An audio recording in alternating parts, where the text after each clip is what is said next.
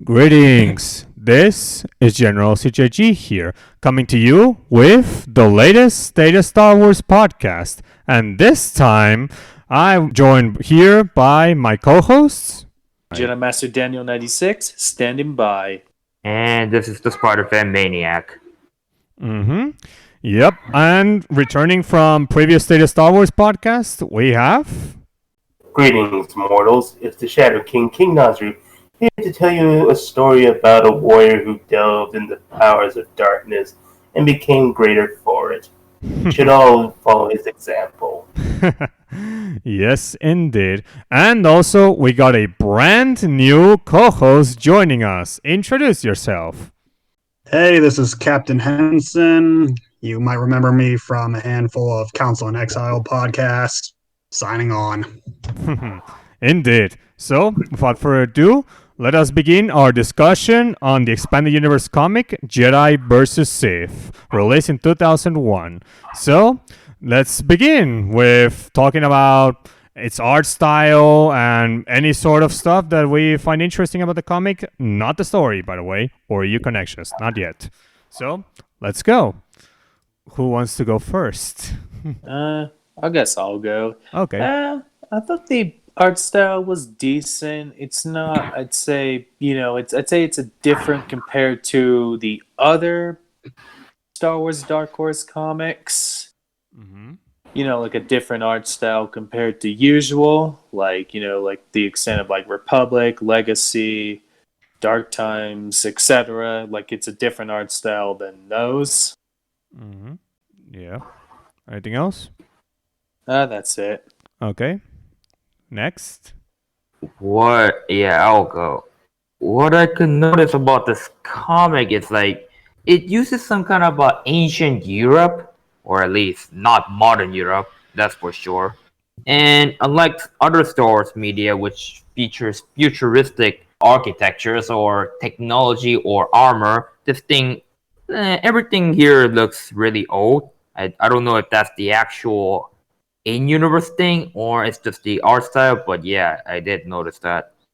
It does kind of look like it looks like something that belongs in ancient Greeks, which also added by the fact that some of the characters look like they do belong in Greece. Like you got one that looks like a satyr, one that looks like an actual harpy, and so on and so forth. Mm-hmm. Yep. Well, I think the art itself is pretty good, very stylized, not going the realistic route that many other Dark Horse comics take. And in terms of the aesthetic, I think overall it was interesting, nice change of pace.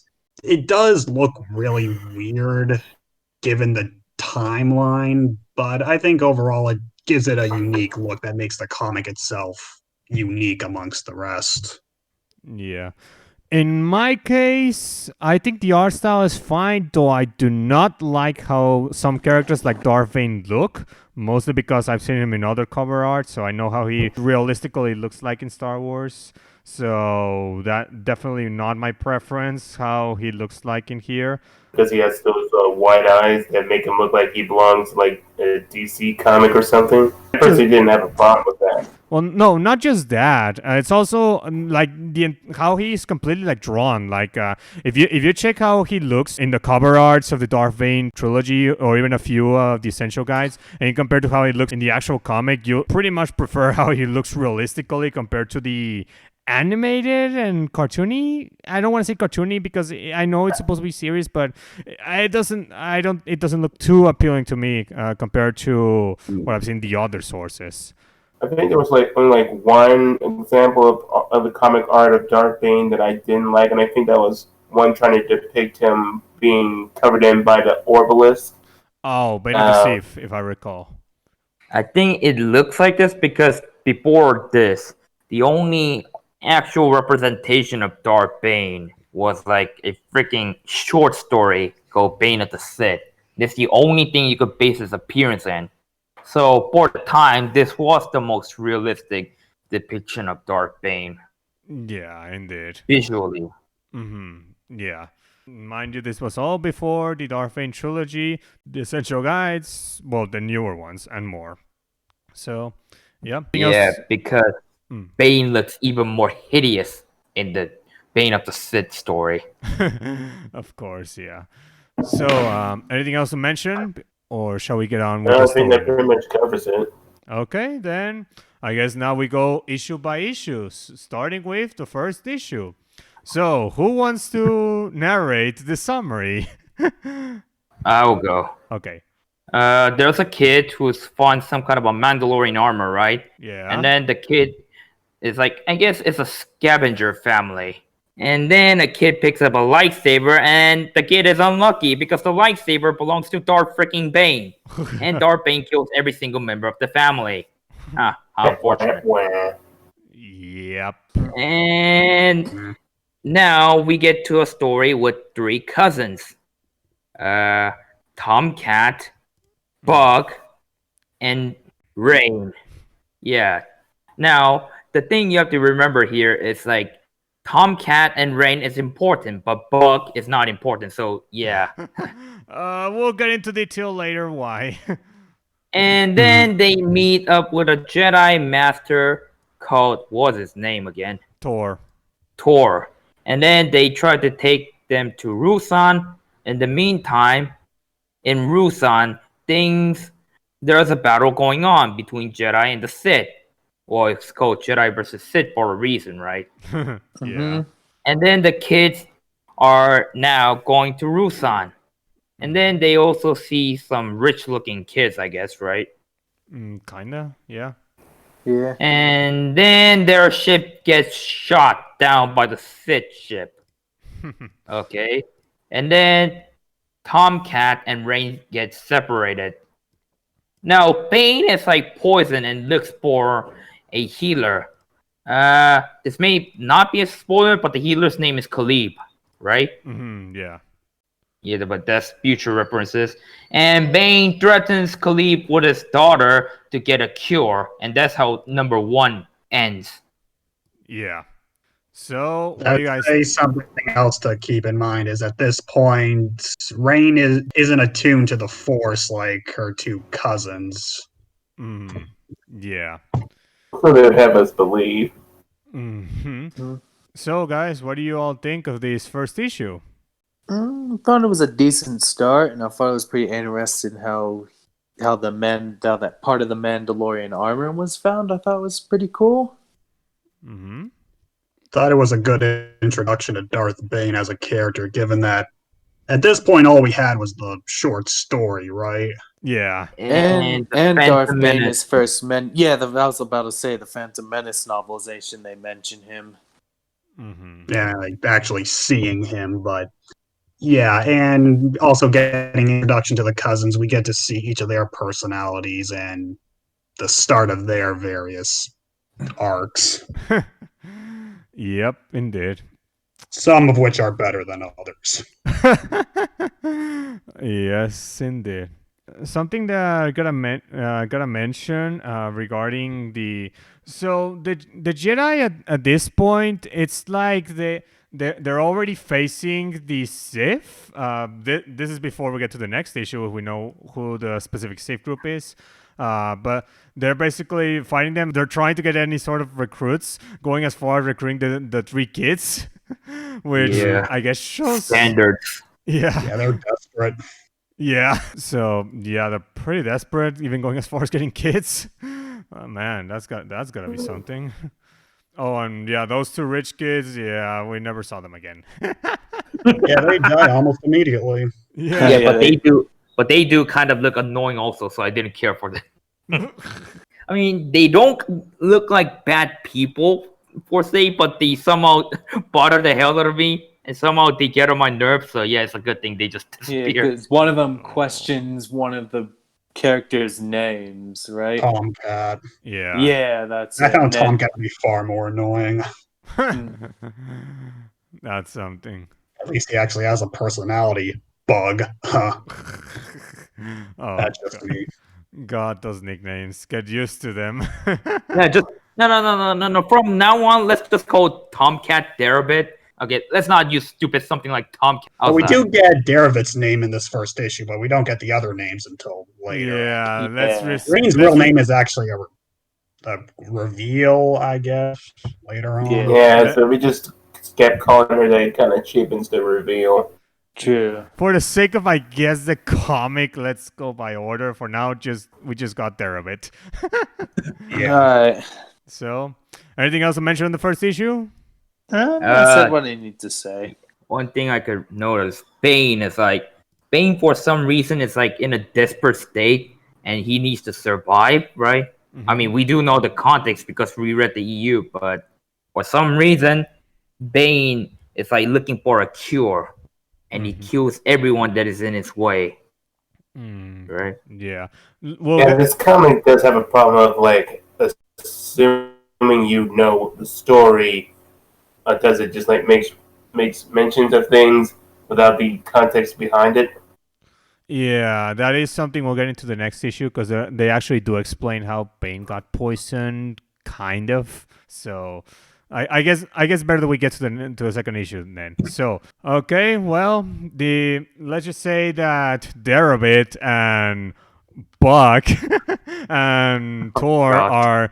are basically exploring the forests and you're needing some fruit and some stuff, on their way into the camp where General Hoth and all the other Jedi are, and then we see Darth Bane arriving on his ship and seeing all the native creatures from Ruusan, the big the furry flying green balls. Bouncers. Yeah, the bouncers. That was the name. And then then he finds one of the Sith lying down, almost near dead, and Ben is just like, yeah, you guys thought I was dead, but no, I'm still alive. and then he just kills the Sith because he was like begging for help, which of course, as you know, Sith, anyone that asks for help is a weakling. So there is that. And then of course Thor and Buck and Darabit are going into the forest. They're getting ambushed by hordes of Sith minions. They're killing them all, and then we see the Brotherhood of Darkness. Yep, the main Sith group, and they're getting briefed by Khan in terms of where is their next plan. And then Bane arrives. And he's like, "Oh, please continue. I'll just sit here and listen to your plan." And then once he hears it, he's like, no. This is not how a Sith does it. I'll teach you how to do it."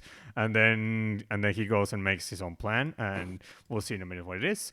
But then, well, Thor, Bug, and Darabit are now traversing a bridge, and Thor gets out his lightsaber and stops the Sith from getting the kids. The kids escape, but Thor dies when he cuts the bridge, and well, they fall off. And let's just say that Darabit wants to get the lightsaber. He gets it, but let's just say that Thor was telling him to not do it, but well, I mean, Darabit was not really fully to the light side at this point, but whatever.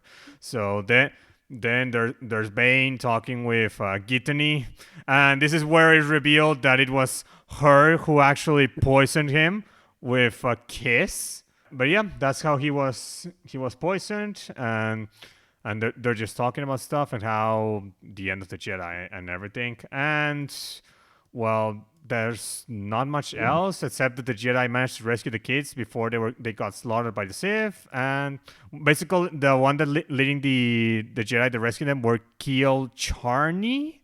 That's the guy in charge. And the final issue shows Rain being alive with the bouncers. Also recall that Darth Bane was telling Githany that the Sith needs to be reorganized, and because having this many Sith is diluting their power of the dark side. And Githany kind of agrees, but she wants to focus on killing the Jedi first. Mm-hmm. Yeah, indeed. And that was the end of issue 2. What do you guys think of issue 2? Yeah, this issue we could see that Bane has his own agenda, as we know. Bane's like, the Jedi and the quote-unquote Sith are fighting and like bunch of idiots. They cannot see the big picture, you know. Bane, Bane is technically part of the Brotherhood of the Sith, right? But he acts as like third faction, basically. Yeah. We don't know yet in this book alone, but Bane somehow has this conflict with Khan for some reason about some ideological difference or the leadership of the Brotherhood of Darkness, right? Yeah. So We get to see Bane start to form the idea of the rule of two here.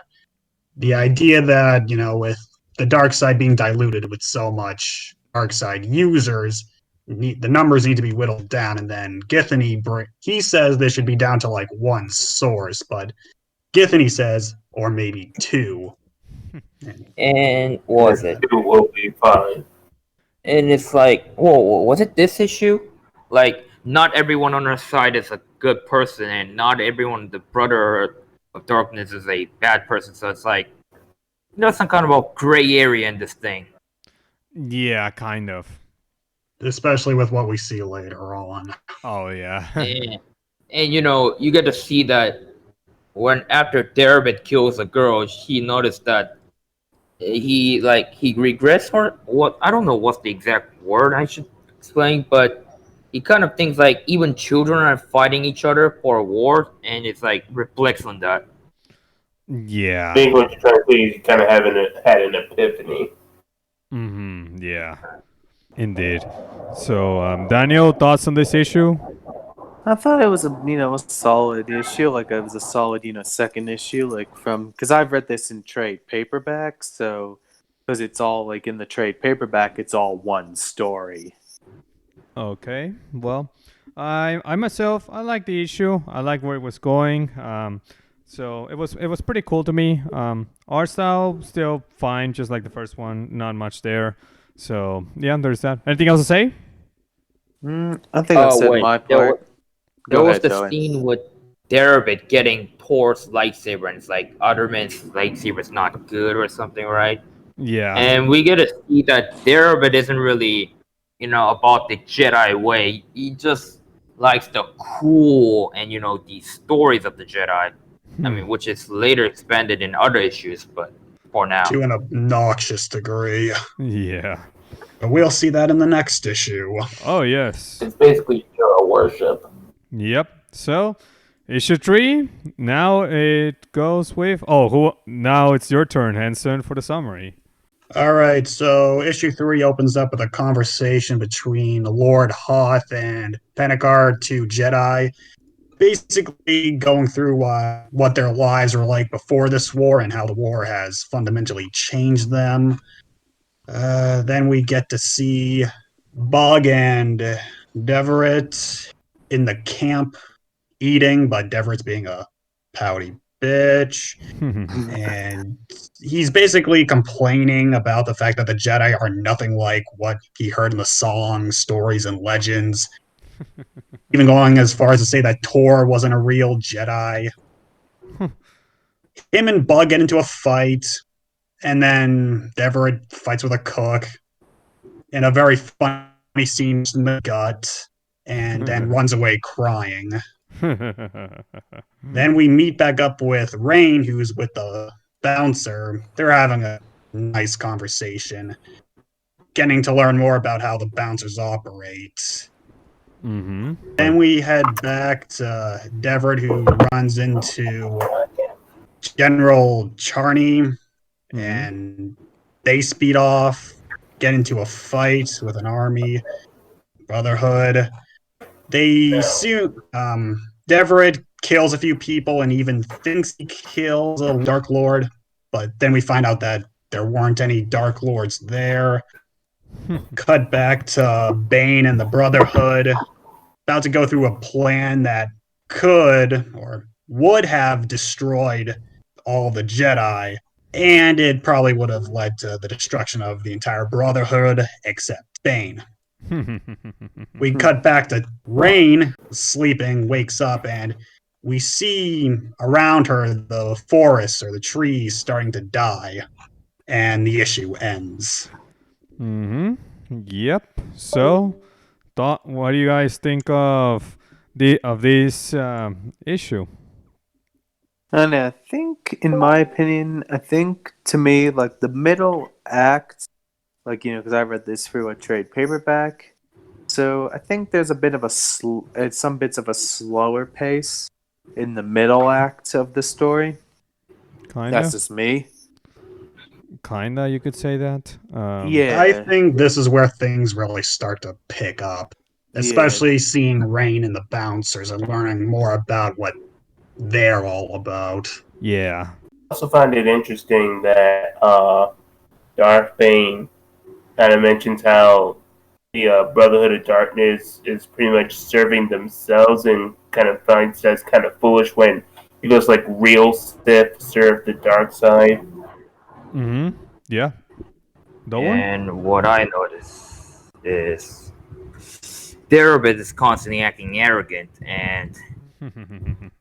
of course, now he gets like it's like, wow, I killed a Sith Lord. I'm awesome. I'm the most badass human alive. But nope. Oh yeah, that part. Oh my god. Yeah, right. Very And- arrogant. And Darth Bane is like, okay, you bitches, you listen to what I'm saying. This is how you kill the Jedi, not some dumb military plans. And then they charge up. I guess Darth Bane's a freaking battery or something. Yeah, and it says, "Are you ready to kill a world?" Oh, it's gonna be cool. Or the next issue. Oh, Dylan, when you mentioned the bit where the kid like killed the Sith Lord, man, Yeah. imagine like if him and Rey met face to face. Oh, that would be something.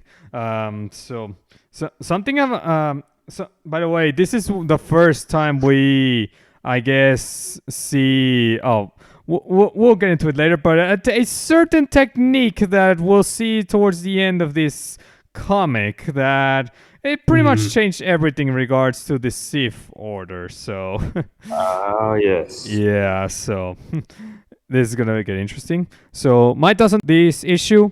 It was cool. Definitely it's setting up the events that will lead on to the next issue. So, yeah, that's all I gotta say on that one. Anything else to say on this issue?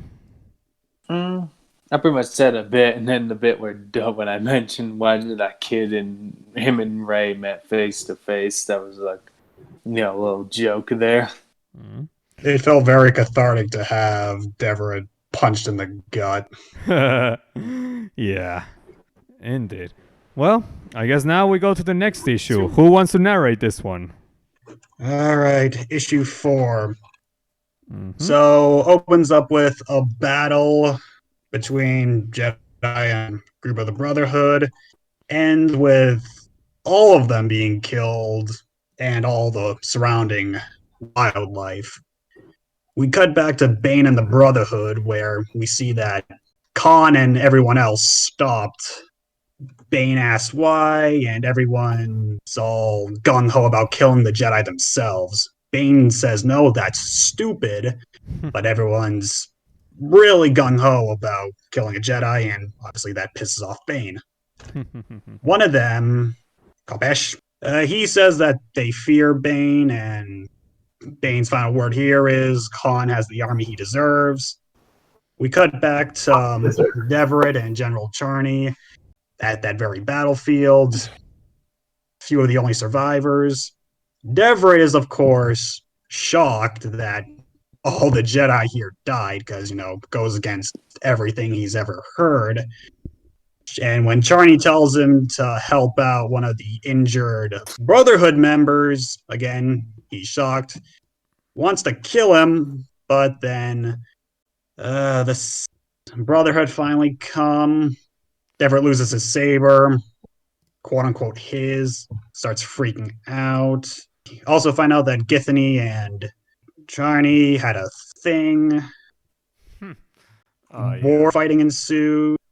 And then a giant flying ship with a unicorn comes up. And by the way, not ship as in spaceship, but more like an actual flying boat with engines. Yeah. That looked like kind of like a pirate ship, like Yeah, because that's the vibe I got. Think Like the Treasure pirate ship. Planet. It's Yeah. the very cool. It's So- seriously yes. battleship. Has anything like this ever existed in Star Wars before? I really didn't. Well, I'll say my thoughts on that later. So continue, Henson. Okay, so here we're introduced to Valenth. Valentine. He's Satyr. And here we find out that his people were asked to send reinforcements a while back, and they're just now getting here. And that doesn't go over well. Jedi are pretty pissed, relatively speaking, given how many people just died. Hop pretty much throws a bitch fit in, and they decide to leave for a little bit. Yeah, so Valenth goes off for a bit. We cut back to Deverett and Charney with Githany. Githany and Charney get into a little fight. Githany has her whip, cuts off Charney's hand, and Deverett decides, hey, Jedi suck, so I'm gonna kill you and join her. He does. We even get a traitor. We cut back to the camp where one of the kids, Ginger, clever name, tells Tomcat bad news. His cousin is a douchebag. We cut back to Rain and Law, the bouncer she's been with, surrounded by, well, dead forest. But we do see this little patch of grass here, and we find out that it's because of Rain, and it's here where it's revealed that, yes, she does have the Force, or she can use the Force. Mhm. So she's pretty excited about that. Yep. But we also find out that La had a dream that Rain will become a Dark Jedi. Dun dun Ooh. dun. She's obviously shocked, but... And she also was like, oh, I don't want you to die. Foreshadowing. And then the issue ends. So, guys, got any thoughts on this issue? I thought this is what I'd say more where it picked up because we're going to the more battles and all of that. That's where I thought like this is where it starts to pick up more. Because I thought as the other one, I thought that little you get to that more certain slower bit, and then this is more where I think it picks up the pace. This is really where I think I really figured out that Rain's story is the most interesting out of the three kids, because Deverett I find to be obnoxiously annoying, and Bug I find to be just there. forgettable, zero personality. Yeah. So, yeah, and of course all the stuff with Bane is really interesting, because now we see that, yeah, the Brotherhood doesn't really care about serving the dark side. They're just bloodthirsty for some Jedi. The thing about Bane is like, oh god, okay, you guys are beyond redemption. You know what? Go do whatever you want. Let's see what happens. I told you guys. I tried to help you. Idiots. But idiots are gonna be idiots. There's nothing I could do to change you guys. Pretty much Darth Bane having this little Joker moment where he says, "You got what you fucking deserve." Yes, indeed. Okay, I wanted to mention this before. That fucking ship that Farfalla came in. Why does it look like a fucking Treasure Planet ship? Why does it look like that and not like an actual Star Wars ship? Seriously?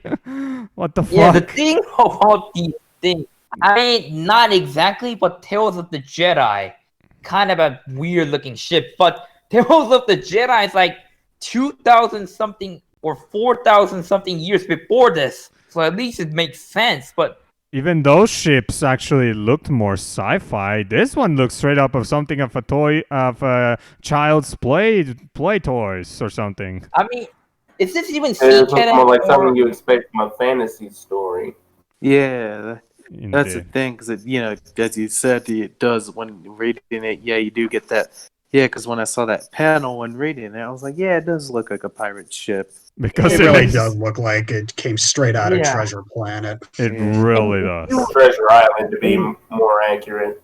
And if you actually see it, there's like this part at the top of the ship where people could actually stand. So I don't think people will want to stand at the top of the ship in the space with no gravity and vacuum. Like, why is that even there? Yeah, Oh, in universe-wise, I do not get its design. Yeah, like they'd be, they would be like sucked in. okay. Well, there is a good retcon for it, which we'll mention much later. So we'll get back to it later on. So, but yeah, that ship, what the fuck? So there is that. Now, aside from that ship, the rest of the issue, I found it was pretty interesting. I definitely like seeing some of the battles and stuff. I I also think it was pretty cool seeing Darabit pretty much completely turn on the Jedi. Which is because everything he thought about the Jedi was pretty much completely wrecked. So at that point he was like, just, yeah, screw you guys, I'm going to Sith now. Bye bye. So that was interesting. I do think Rain's story arc is the more interesting of the three kids, and Darth Bane's, of course. So that much is there. And Khan. Oh, What yeah. about Khan? Yeah, also him. So there is that. So anything else to mention on this issue? Let's see. I could see like Kopesh knows like Bane is acting suspicious because Kopesh can see through Bane's BS. Like, okay, dude, you're not complete on our side. You have some kind of agenda of your own, but I can't 100% say what it is. It's the only person who knows Bane is doing something really suspicious among the Brotherhood, right? Yeah, definitely. So that much is there. So anything else to mention on this issue? I've said my part. Okay. I'm good. Okay.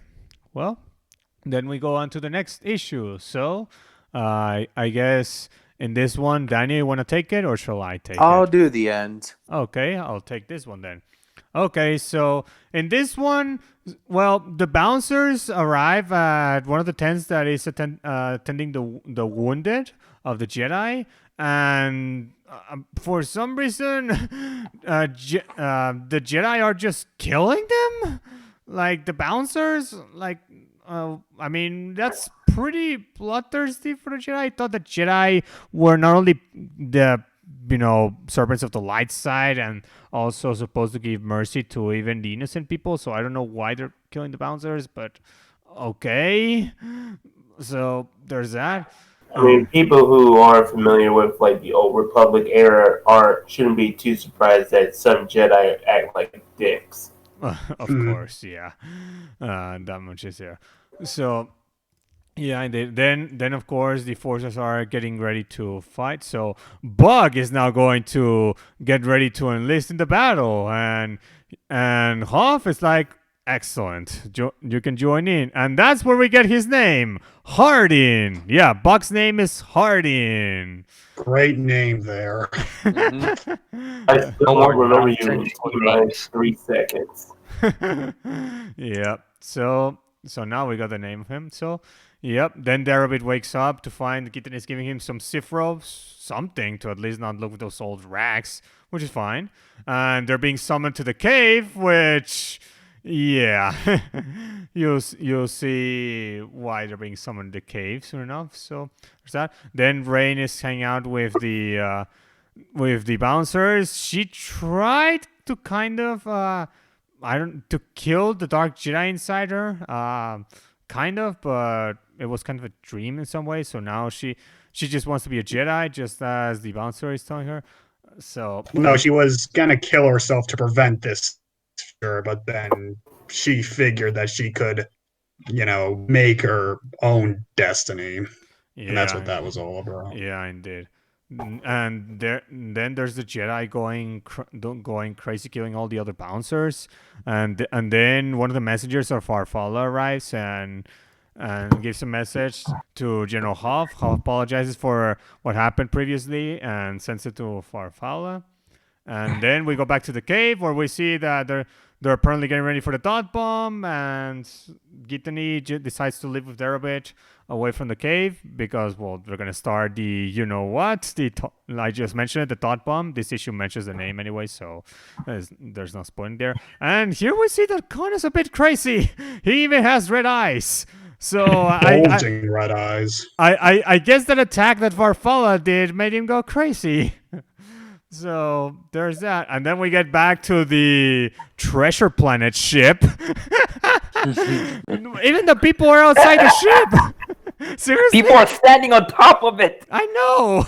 Oh my god. Oh, Christ. Oh, Jesus Christ. Yeah. And this is one of those this is one of those pages where if you remove it from the comic, you could convince someone that this isn't a Star Wars comic. If you Yeah. take this book out of context, this doesn't look like a Star Wars.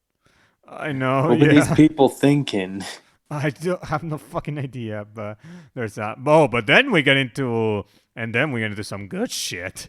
So then Rain is close to the Jedi because La is taking her to the Jedi, so that she can avoid being attacked Jedi. Unfortunately, one of the Jedi he decides to kill La, and he tries to then apologize, but nah, too late. Instead, what you did is Kill it, dumbass. oh yeah. Instead, you got Rain completely kill him and his Jedi assistant with the Force, the dark side of the Force.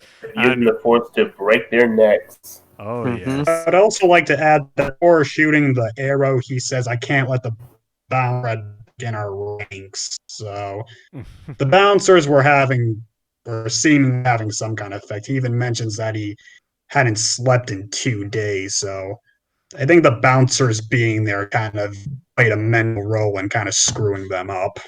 You could say that, yes, but you definitely should have not shot the bouncer transporting Rain. Yeah, she Nah. got absolute fucking badass here. Yeah, and Bane arrived and he witnessed everything. He definitely was impressed. Then we get Bug, or should I say Hardin, now getting inside with some Jedi to go after the Sith, and they find Gitani with Darabit, and that's where they start fighting. So they go fighting. Be continued. Oh yeah, indeed to be continued. Yeah, the fight we've been waiting for is the beginning of this issue. Hardin versus Darabit, lightsaber duel. Yay! Here's what I particularly care about. Battle of the century, everybody. Yeah, you know what's the worst thing about this thing? It's like we don't like any of these Hardin or Darabit. One is annoying and Rain one is doesn't a- have a personality. Rain is a fucking badass in this issue, and I wish she was the main focus of the entire comic. I agree there. Well, we'll get far more into detail with that when we finish this last issue. So, but now thoughts on this issue? Yeah, one thing I could notice here is like this is the book where Darth Bane has the most little involvement. Like, I mean, Bane barely appears in this issue, right? He's like, Yeah. things are happening, and that con idiot's gonna kill himself. Yeah, indeed. Yeah, I thought this and was we a pretty also- intense issue. I would say I say it's intense on some moments, and then it's absolutely fucking stupid in a few others. God Christ, Yeah. what were they thinking with that battleship? Ah, Oh yeah. I can't get that out of my Like the- mind. Seriously, that's from Like Treasure it doesn't Planet. even exist in Star Wars. Like Oh my God! Even that's the King's bad part. even King's laughing, and he's the biggest Old Republic fan here. But what is that? What the hell? Oh my God! No, it honestly looks like something you'd expect from Elder Scrolls, like mixing all these kind of time eras stuff. Oh my God! Yeah. Impracticality at its finest. Yeah, indeed. So there is that. Yeah. So anything else to mention? Style over, one thing. Style over substance. I wouldn't even call it style. Oh my God! Yeah. Well, look at it this way, Carol. I think we got a preview to Elder Scrolls 6. That's one way to say it. Yeah. Probably the Yeah. artist was just wanted to draw it and collect a paycheck. You could say that, yeah. So, anything else to mention on this issue? Oh, I think we should also mention that this definitely was one of the darkest moments of Rain, and it was awesome. It was And glorious. we also get to see Khan starting to go batshit crazy. Oh yes, Mm. definitely those red eyes. Yeah, he's going beyond crazy. Indeed. So this comic has its ups and its big downs. So yeah. No, anyway, let's get into the final issue. So Daniel, take it away. All right, so yeah, the final issue, because I read this for trade paperback, so I'll just pretty much as what I read was the end of the story, and it's pretty much we have the lightsaber duel in the cave and all that. They're fighting, and also then Bane comes along, and then says to the other guy says to Rain, and then Rain says, "Don't call me that. My name is Zana." So that's the big reveal there, and then. The other guy, which is Tomcat, he loses his limb, like his hand, and then Rain's on it, goes off with Darth Bane, and then you pretty much see, the other guy, Tomcat, with a hood on, and then pretty much his lost hand bandage, and then he has a stick, and then that's pretty much the story, and then pretty much the battle they have goes on, and then that's pretty much that, like a brief rundown of this issue, and that's pretty much the general outline, and then this is where we get the big reveal, as I stated, that Rain is on it. So yeah, this is an interesting way to finish this comic series. What do you guys think of this last issue? Well, Uh, I'm glad that Hardin died. Everett You're getting his forgiven. hand or lightsaber and his hand blown up by Zana was spectacular.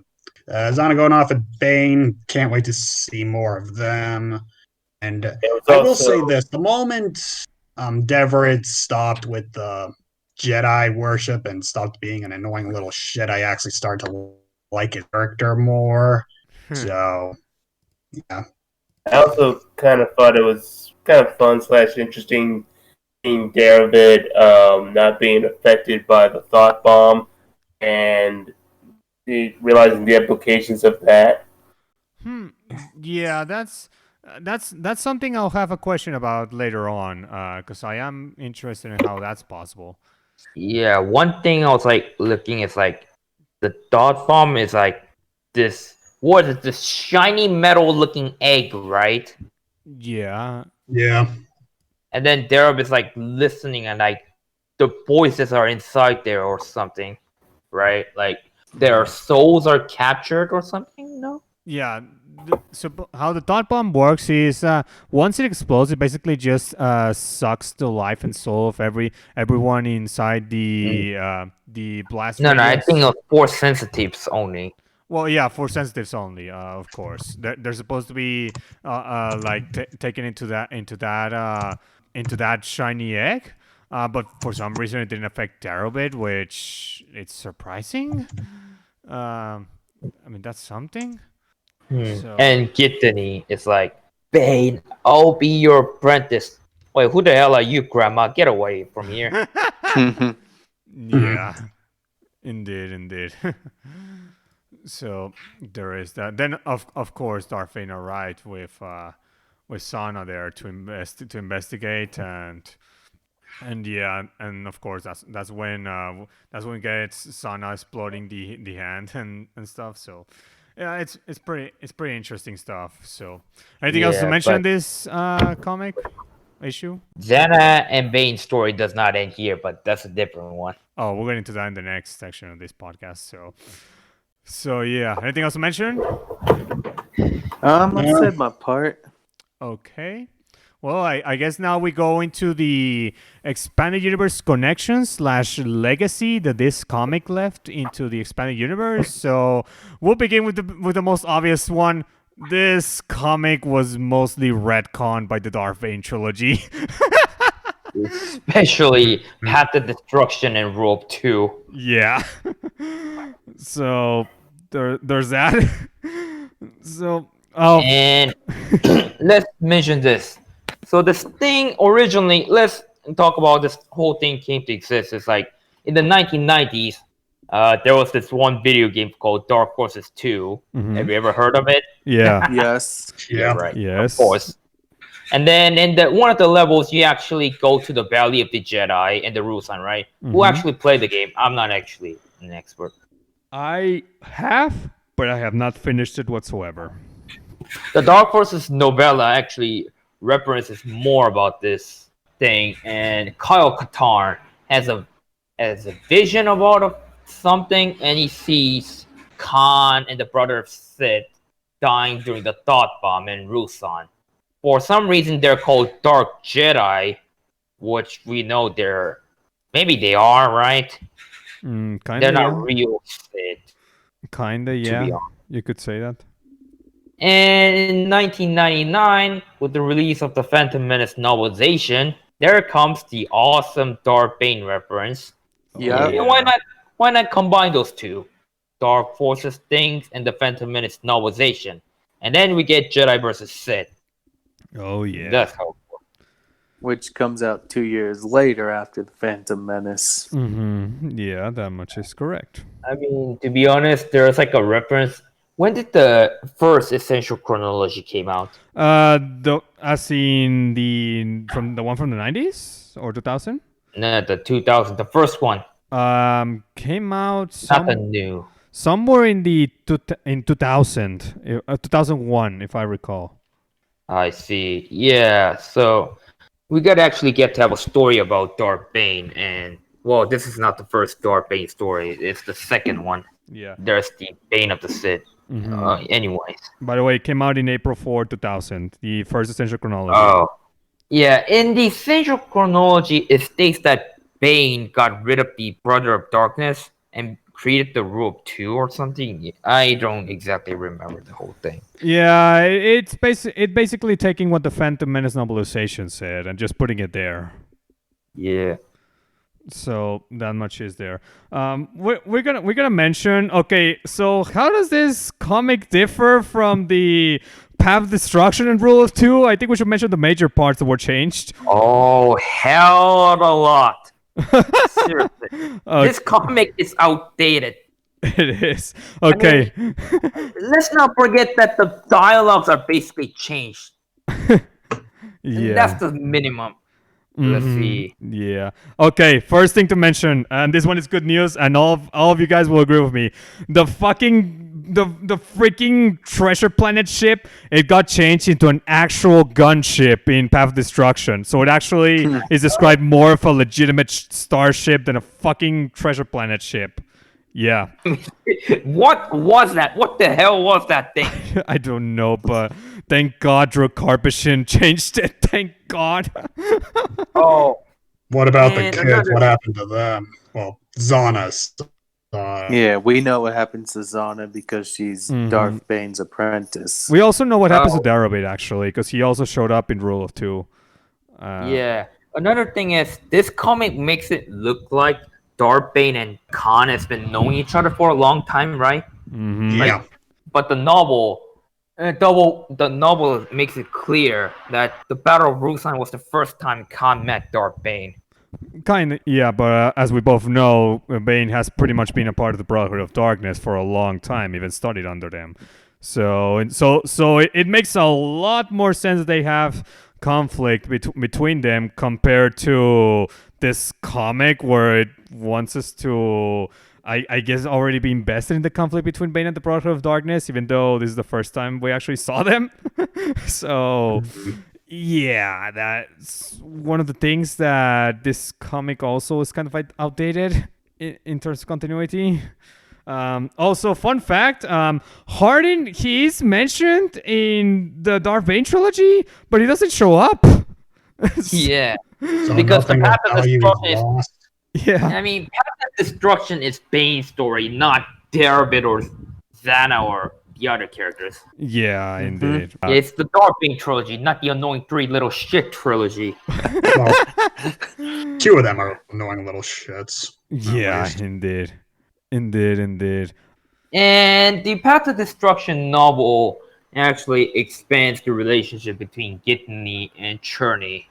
Like, if you see this novel, it makes it look like Githany has completely was over with Cherney. Like, she doesn't even love her, but in the novel, it's like she's still hurt about the events, like, because even during this time, a romantic relationship between Jedi were not allowed. Yeah. It really does feel like this comic was either an adaptation of a book we never got or a sequel to a story we never got. I feel like there was so much content needed, but we never really get it. I mean, the thing about this book is really weird because it feels like there's something that was before this, or some story that it's like Henson said, it's like an adaptation of a non-existing book. Yeah. Yeah, like there was just something missing. Yeah. Do you think Jedi vs. Sith would have been better if it, I guess, focused more on Bane's, like it have been Path of Destruction instead of waiting for 5 years for Path of Destruction? I feel like we just should have gotten more story and context here because this feels like we should have had more, but this is it.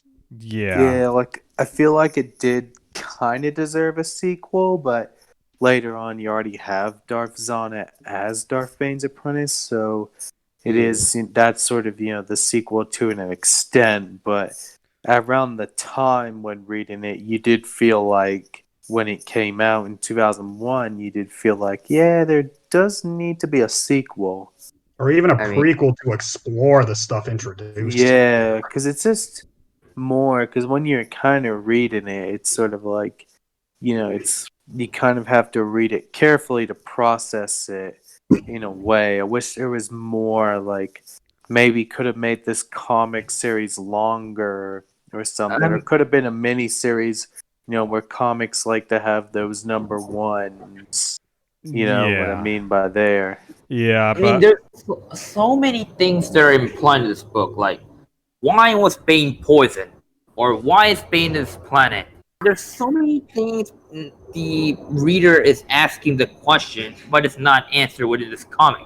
I mean, note that the Path of Destruction answered these questions, but this comic's like not even trying, like not even thinking those questions are important to begin with. Yeah, that's probably why the Darth Bane trilogy is the way to go to experience the events of this, because this comic is pretty outdated in a lot of areas in terms of continuity. It's a fun read, but if you truly want the origins of Darth Bane and Darth Sana, just go and read the Darth Bane trilogy. Seriously, it's much better. I would say it's readable, but it's almost like, as they said, as Doan and Henson said, it's more like you're just throwing in the middle of a story. I agree. It did feel, as I said earlier, I did wish it could have, and as what I said, it could have been longer, like maybe multiple miniseries. How comics do these number ones, or could have been an ongoing series. Usually when it comes to situations like this, I would say read the comic just for the visual aesthetic, just to have visuals for everything. But because the visuals don't make any sense in terms of the greater canon, I really can't even go that far. It's more of a novelty than anything else. Let's be real. Novel and get the added content that's required. To understand the whole picture. Let's be real, guys. Who the hell wants to read a comic where the fucking ships is a fucking treasure planet ship inserted into Star Wars? Seriously. I would like for the roles. This book has a similar problem like the freaking sequel trilogy. You gotta read something else to understand what's going in this book. Yeah, that much is true, And the problem is it took us forever to actually get anything to add context. 5 years. Years. Like, even then, it just retconned a bunch of stuff. So. True. It's almost like with those 5 years when it was published around the time, it was almost just like a throwaway comic. The only positive this comic gave was at least filling in some of the blanks of Darth Bane's backstory for the New Essential chronology. That's it. And seeing the Battle of Ruusan. That True, too. because you first get him you first hear of him in the Phantom Menace novelization, and then the writers probably just read that book and then wanted to create a story of him, and probably wanted to pitch it to Lucasfilm and all that. Not to mention they also saw the Battle of the Jedi in Jedi Knight Dark Forces too. So that's Yeah, they probably saw those from Dark Forces 2 and the Phantom Menace novelization, and probably, I don't know, got approached by Lucasfilm or wanted to, or asked Lucasfilm to do it. Yeah, and other things like characters like Khan or Githany, they seem important to the plot, but they're not. They don't really do much about them. Yeah. Another thing that the Darth Bane trilogy has over this comic. No, seriously, this comic, the only reason to read this comic is just to see how, I guess, Darabit and Sana got into Ruusan, and that's pretty much it, to be honest. Yeah, Hardin, Mhm. who gives a shit about him? and another thing I noticed is like Darabit wasn't even in the cave with Githany when all this stuff happened in the novel. So Yeah. I mean, even if In we're the novel, I reading don't the, even think they met. oh yeah, Yeah, Kitani was like by herself running away from the thought bomb. You said the one that she was in the middle of the thought bomb, but she broke away? yeah. She was in the middle of doing the ritual, then she realized the danger of it and managed to escape. And she managed to get to near the exit of the cave, and that's when she died from the thought bomb. She was still in its radius. Yeah, indeed. So, got a question. How did Darabit survive the thought bomb? Okay, it's more like Darabit wasn't really a force sensitive or something. It's like Darabit was able to use the force through Xana. I don't know how that actually. It's kind of like they had some sort of force bomb that allow David to use the force when he was near Zana. But when he wasn't, his connection to the force was too weak to actually utilize it. I don't exactly say he's not force sensitive. He's just really weak in the force. It's kind of like a Gus thing, except just later on mentioning be able to use the force. Yeah, he's so weak in the force. He actually didn't get killed by the thought bomb. Yeah.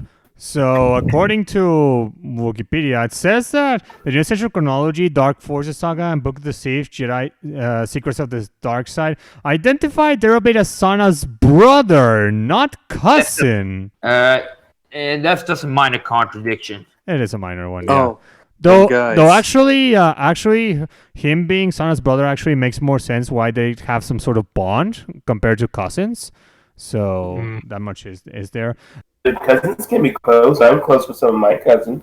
They No, can no, be. it's They like can be my close. brothers. They can be close, yes. But according to later sources, Sana and Darabit are considered brothers Or Siblings. or siblings. Oh Yeah. god. Oh wait, guys, I have to give a fun fact about Darth Bane to present. He was created by George Lucas, and I typed in on Google, George Lucas created Darth Bane, and then this came up. He was created by George Lucas within the Star Wars canon, where he is first mentioned in the novelization of Star Wars Episode 1, The Phantom Menace, which we already established, where Bane is an ancient Sith Lord who lived 1,000 years before the films and is known for being the originator of the rule of two that the Sith Lords follow. So there you go, people. Darth Bane is a creator from the man who gave us this awesome franchise. Yes, indeed. Bada bing, bada boom. Yep. Suck at you haters that say that George Lucas had no involvement in the EU. So there is that. I just had to bring that one out because it was a Darth Bane story, and I thought that was a good time. I thought I wanted to get that one out. Yes, indeed.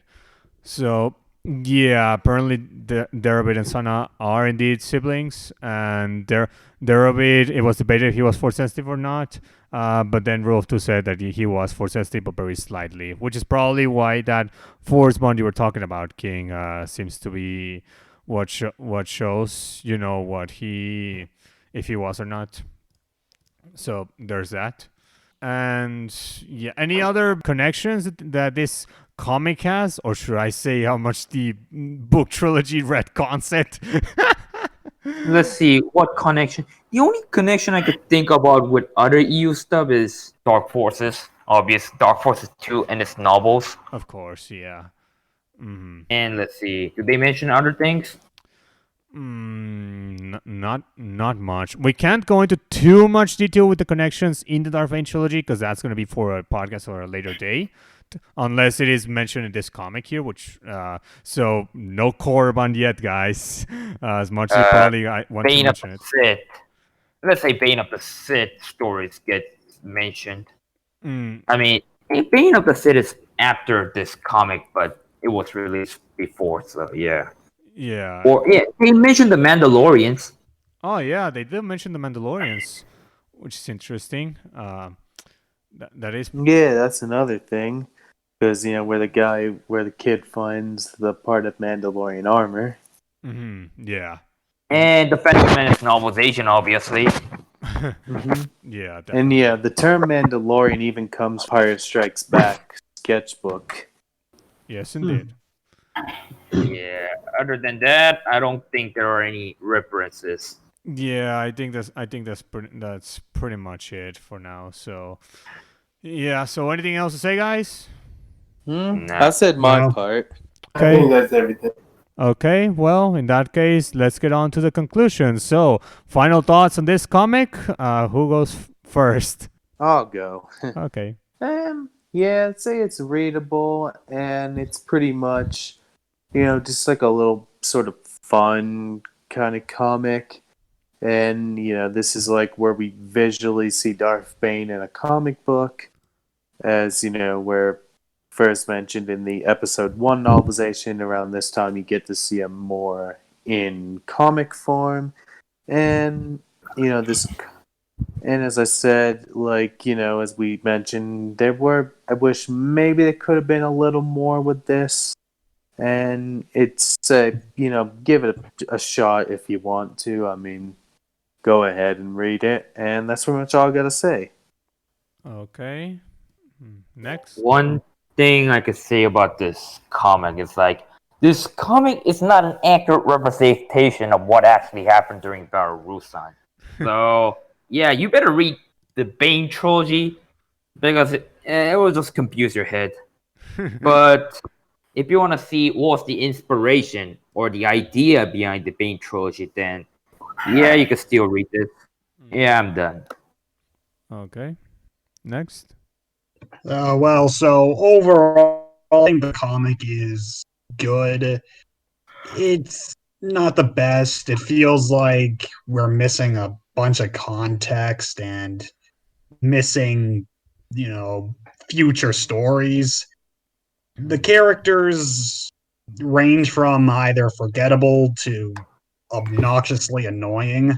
And Zana and Bane are like the only ones I actually like and tolerate, and I wish the comic focused more so on them. But hey, I guess that's what the Bane trilogy's for. So read this for its historical value more so than anything else. It's a novelty more than anything. Yeah.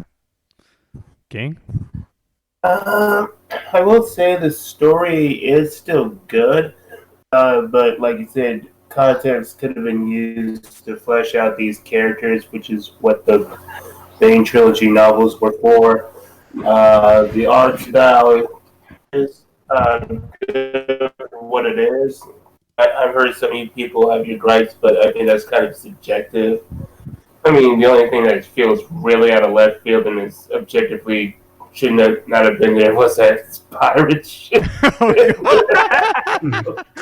God, that pirate ship, seriously.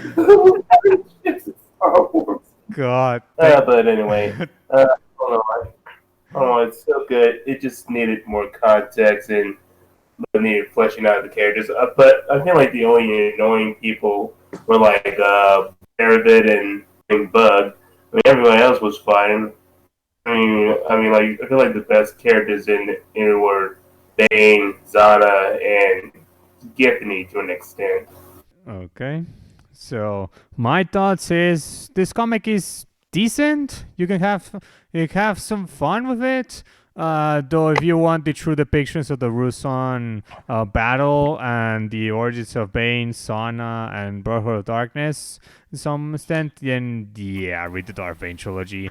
And also, if you don't want to see that fabled treasure planet ship, please read the Darth Bane trilogy. I can't stop thinking about that shit, seriously. No, that is one of those sections where in the Spanish universe I say, what the fuck? Just as much as seeing Waru. Seriously. So, but yeah, bless the Darth Bane trilogy for retconning that treasure planet ship and making it an actual ship. Even, yeah, indeed. So there is that. So yeah, read this one out of curiosity. If you want some visual imagery on what Ruusan was, and yeah, but go read the Darth Bane trilogy. Yeah, that's my thoughts on this comic. So, yeah, so not much to say. So we'll see you guys on the next State of Star Wars podcast. Bye bye. Later. See ya. Yeah.